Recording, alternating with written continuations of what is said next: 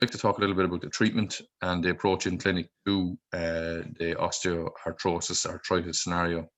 If we take, for example, the knee, when we look at it, we look first of all at what we call subjectively, which is directly. So we know that what is the knee. We know that it's made of the thigh bone that comes down and it meets the shin bone, and in between we have cartilages called, well, commonly they're known as the cartilage in the knee, but we call them meniscus. And at the front we have a kneecap, and obviously we have ligaments and muscles and bones, muscles around that.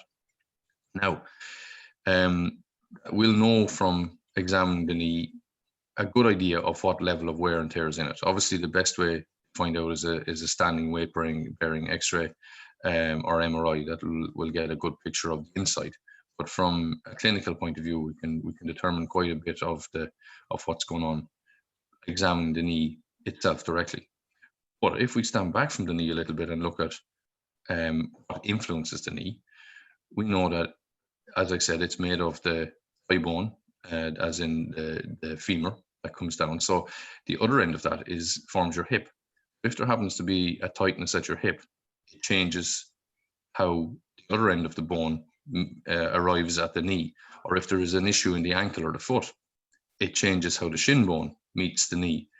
So you can find that with that knee issue, that the pain, the symptoms, the wear and tear is always at the knee and in the knee, and the person will complain of the knee.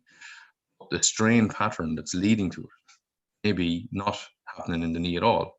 And if we go away and release the hip and release the feet and joints in the feet and ankle, that knee can function quite well, and it can go from being inflamed wear and tear or osteoarthritis back to osteoarthrosis. So it has wear and tear, yes, but the person can function and their day can take the load. Their knee can take the load of their day without getting angry. So that's kind of the approach. So I tend to want to treat why very much and then come back to the what. And I find that is the way we get more success, that and managing the person outside of clinic. So I have people for an hour. There's a lot more hours in the day and the week after my hour. And what they're doing in that has a great influence on it. But if we can help them and guide them, both the combination of both, I tend to find quite successful.